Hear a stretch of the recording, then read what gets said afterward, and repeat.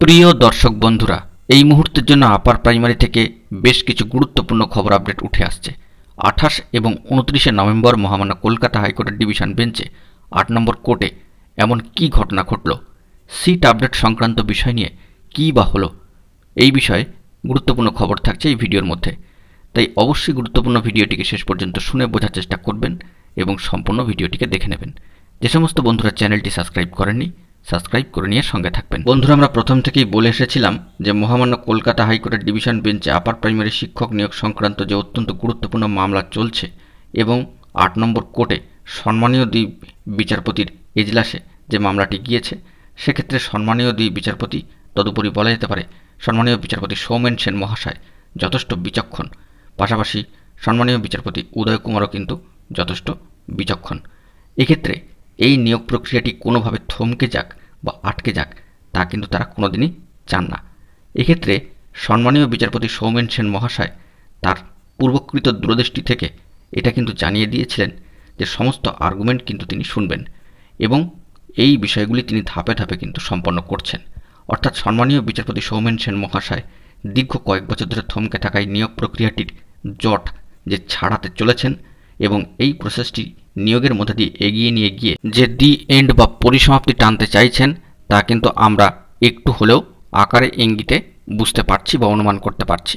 এক্ষেত্রে notes of আর্গুমেন্টগুলো কিন্তু সম্মানীয় বিচারপতি আগে থেকেই নিয়ে রেখেছিলেন, অর্থাৎ কী কী সওয়ালগুলি করা হতে পারে। এক্ষেত্রে প্রশ্ন করার ক্ষেত্রে নির্দিষ্ট সীমাবদ্ধতা থাকবে, অযৌক্তিক প্রশ্ন কিন্তু হবে না। তাই নির্দিষ্ট পরিসরের মধ্যে সামগ্রিক বিষয়টি, সমস্যাগুলি যেগুলো রয়েছে তার সমাধান হবে। সম্মানীয় বিচারপতি পিটিশনারদের পক্ষের বিষয়গুলিকে শুনেছেন এবং তাদের আর্গুমেন্টগুলিকে শুনেছেন অত্যন্ত মনোযোগ দিয়ে। বন্ধুরা, তারই পরিপ্রেক্ষিতে যে সমস্ত বিষয়গুলি উঠে এসেছে চলুন আমরা দেখে নিই। সরাসরি অনস্ক্রিনে দেখতে পাচ্ছেন 28-29শে নভেম্বর কোর্টে কোনগুলি উঠল।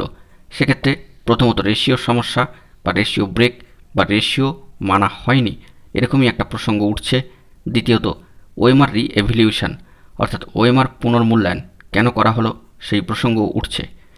3 নম্বর বিষয় হচ্ছে সিট আপডেট সংক্রান্ত বিষয়।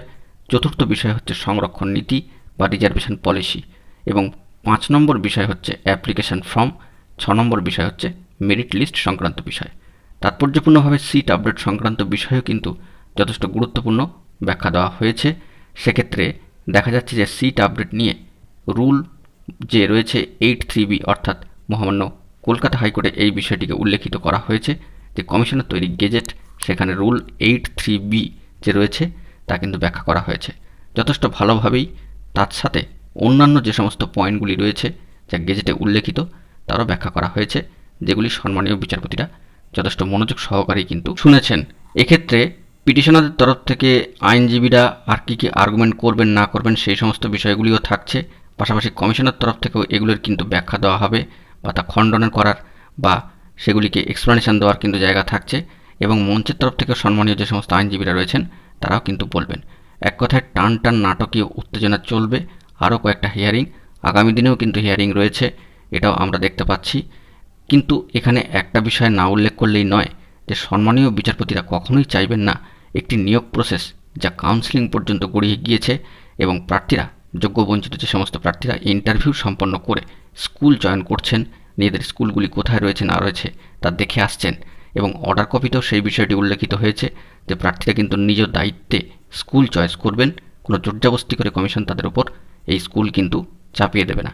সেক্ষেত্রে প্রার্থীরা স্কুল চয়ন করে ফেলেছেন, পরবর্তী 2 তারিখ পর্যন্ত কিন্তু এই প্রসেস চলবে। সেখানে সম্মানীয় বিচক্ষণ বিচারপতিরা কখনোই চাইবেন না যে এই প্রসেসটি থমকে যাক বা আটকে যাক, যতটুকু আমরা আশা রাখতে পারছি। সমস্ত বিষয়টি মহামান্য কলকাতা হাইকোর্টে বিচারাধীন এবং অবজারভেশনের মধ্যেই রয়েছে। তবে 72 ঘন্টার আন্দোলন কর্মসূচি যা ইন্টারভিউ বঞ্চিত আপার প্রাইমারি চাকরিপ্রার্থীবৃন্দের তরফ থেকে তুলে ধরা হয়েছিল তা অত্যন্ত সাড়া জাগানো এবং 100% সফল, এইটুকু বলা যেতে পারে। এর প্রভাব মহামান্য কলকাতা হাইকোর্টের ডিভিশন বেঞ্চে 8 নম্বর কোর্টে এজলাসে কতটা পড়বে তাই এখন দেখার অপেক্ষা। আশা করি বন্ধুরা কি আলোচনা করলাম না করলাম তা আপনারা বুঝতেই পারলেন। দেখা যাক বন্ধুরা, পরবর্তী ক্ষেত্রে গুরুত্বপূর্ণ খবর উঠে এলে অবশ্যই তা আপনাদের মাঝখানে তুলে ধরার চেষ্টা করব। বন্ধুরা, এখন এই পর্যন্তই। গুরুত্বপূর্ণ আপডেটগুলি পাওয়ার জন্য চ্যানেলটিকে এখনই সাবস্ক্রাইব করে সঙ্গে থাকুন। ধন্যবাদ।